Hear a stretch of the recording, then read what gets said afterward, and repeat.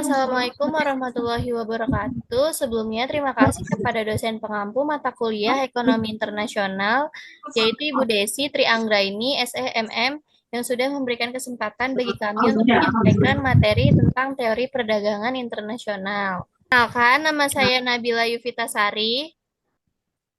Nama saya Nida Akila. Nama saya Anissa. Nama saya Nanda Davina. Saya Rafa Ardansyah. Baik, perdagangan internasional adalah suatu kegiatan transaksi jual beli yang dilakukan oleh dua orang individu antar negara atau seseorang individu dengan pemerintah atau negara atau transaksi jual beli yang dilakukan oleh suatu negara dengan negara yang lain. Perdagangan internasional meliputi kegiatan ekspor dan impor ke barang. Kegiatan transaksi yang dilakukan dapat berupa transaksi jual beli, jasa, atau barang.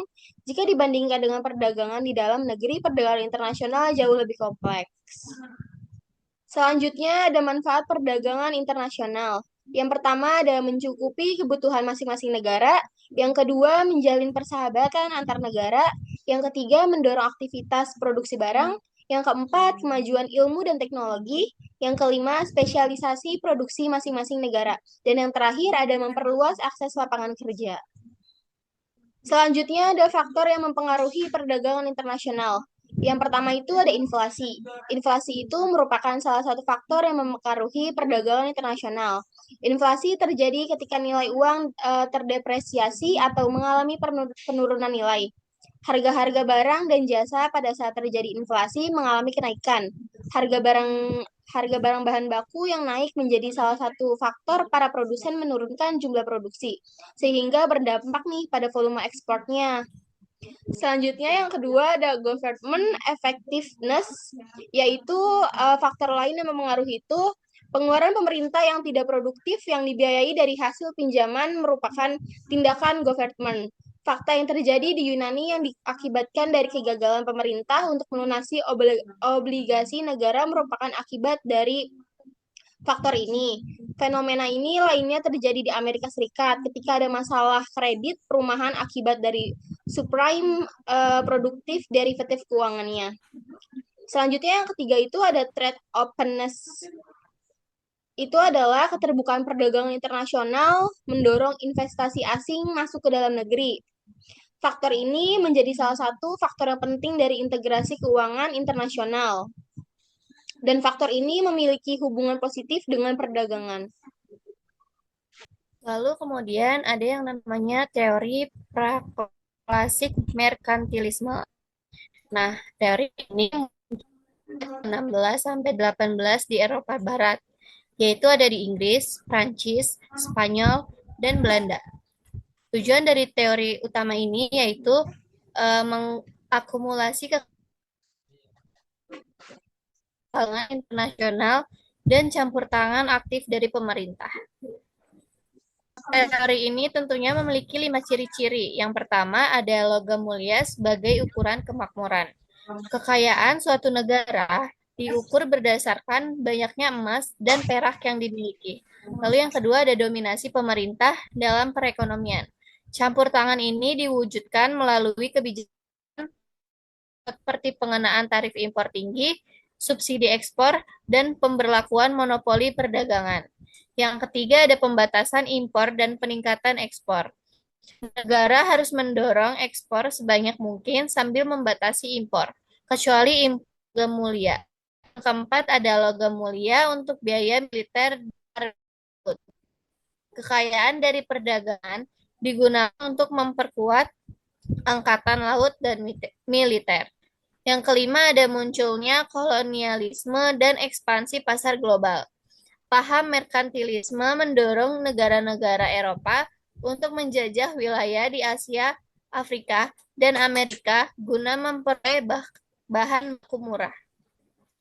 Lalu kemudian ada mekanisme kritik dari Adam Smith terhadap merkantilisme. Adam Smith memperkenalkan teori keunggulan absolut atau biasa disebut dengan absolute advantage. Dalam karyanya The Wealth of Nations, Smith menegaskan bahwa kekayaan suatu negara tidak diukur dari jumlah emas yang dimiliki, melainkan dari kemampuan memproduksi barang dan jasa. Berikut adalah bagan atau tabel yang disajikan oleh yang ditam, yang dikemukakan oleh Adam Smith. Selanjutnya yaitu ada teori klasik.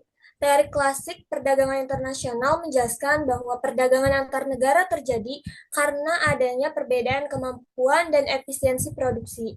Teori ini dikembangkan oleh para ekonomi klasik seperti Adam Smith dan David Ricardo, yang berpendapat bahwa setiap negara akan memperoleh keuntungan jika fokus pada produksi barang yang paling efisien dan menukarnya dengan barang dari negara lain. Dengan cara ini, perdagangan internasional memberikan manfaat bersama, spesialisasi dan tukaran yang saling menguntungkan. Selanjutnya itu ada teori keunggulan atau teori keunggulan komparatif. Teori ini dikemukakan oleh Adam Smith, yaitu kondisi ketika suatu negara dapat memproduksi barang lebih efisien dan dengan biaya lebih rendah dibandingkan negara lain. Contohnya itu Jepang memiliki keunggulan mutlak dalam produksi mobil karena kemampuan menghasilkan mobil bermerek terkenal lebih banyak dan efisien daripada negara lain. Berikut adalah bentuk teori klasik dengan penjelasan, meskipun Indonesia lebih efisien dalam memproduksi kain dan beras, perdagangan tetap menguntungkan jika masing-masing negara spesialisasi memiliki keunggulan relatif lebih besar. Indonesia memiliki keunggulan komparatif pada beras karena selisih efisiensinya lebih besar dibandingkan Jepang. Sebaliknya, Jepang memiliki keunggulan komparatif pada kain karena kerugian relatif lebih kecil di sana. Dengan fokus pada produksi tersebut dan melakukan perdagangan kedua negara, tetap memperoleh keuntungan bersama sesuai teori keunggulan komparatif dari David Ricardo. Berikut adalah kelebihan dan kelemahan dari teori klasik. Kelebihan teori klasik yaitu yang pertama ada menjelaskan dasar logis mengapa perdagangan terjadi. Kedua, bisa menjadi fondasi teori perdagangan modern. Ketiga, menunjukkan bahwa perdagangan saling menguntungkan meski negara berbeda tingkat efisiennya. Kelemahan teori klasik yaitu ada dua, yaitu tidak memperhitungkan biaya transportasi, tarif, dan teknologi. Yang kedua yaitu tidak perhatikan nilai tukar dan perbedaan upah. Selanjutnya ada teori modern, teori Hexer-Ohlin, menyatakan bahwa negara akan mengimpor barang yang membutuhkan faktor produksi yang relatif langka dan mahal di negaranya, sementara akan mengekspor komoditas yang menggunakan faktor produksi yang relatif melimpah dan murah di negara tersebut. Ada beberapa asumsi teori HO. Hanya terdapat dua negara saja, dua komoditi X dan Y, dua faktor produksi atau tenaga kerja dan modal, ada persaingan sempurna di kedua komoditas dan pasar faktor produksi di kedua negara. Tidak ada biaya transportasi, tarif, atau penghalang lain untuk arus bebas perdagangan internasional. Teori keunggulan kompetitif. Teori ini dikemukakan oleh Michael Porter tahun 1985.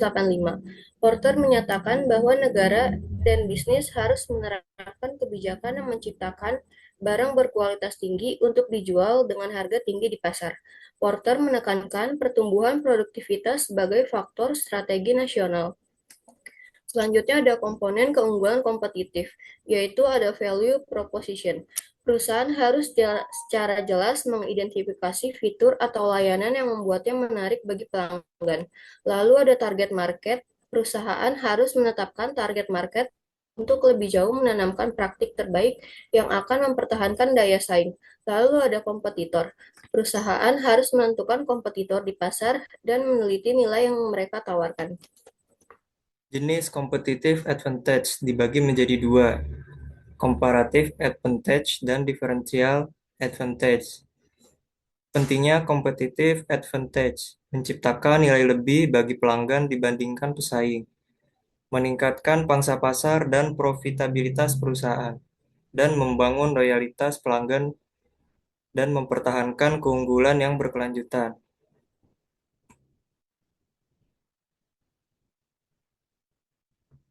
Jenis-jenis strategi competitive advantage.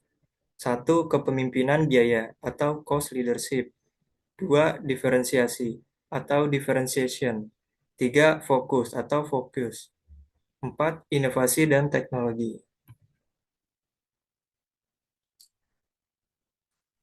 Selanjutnya, kesimpulan dari materi tersebut dapat disimpulkan bahwa perdagangan internasional adalah transaksi jual beli antar negara yang lebih kompleks dibanding domestik, membawa manfaat seperti pemenuhan kebutuhan dan kemajuan teknologi. Secara historis, merkantilisme atau teori praklasik mengukur kemakmuran dari akumulasi logam mulia melalui surplus ekspor dan kontrol pemerintah. Teori ini dikritik oleh David Hume dengan mekanisme price space flow yang menunjukkan bahwa akumulasi emas menyebabkan inflasi dan otomatis menyimbangkan perdagangan, sehingga kekayaan tidak berkelanjutan, dan oleh Adam Smith dengan keunggulan absolut, yang menyatakan bahwa kekayaan berasal dari kemampuan memproduksi barang atau jasa, menganjurkan spesialisasi, dan perdagangan bebas. David Ricardo menyempurnakannya dengan teori keunggulan komparatif yang menegaskan bahwa perdagangan tetap menguntungkan melalui spesialisasi relatif. Selanjutnya, teori Hexkerf-Ohlin modern menjelaskan bahwa negara mengekspor komoditas yang menggunakan faktor produksi yang melimpah dan murah. Akhirnya, teori keunggulan kompetitif dari Michael Porter menekankan perlunya peningkatan produktivitas untuk menciptakan barang berkualitas tinggi yang menghasilkan harga premium. Baik, sekian presentasi dari kami. Kurang lebihnya mohon maaf. Wassalamualaikum warahmatullahi wabarakatuh. Assalamualaikum warahmatullahi wabarakatuh.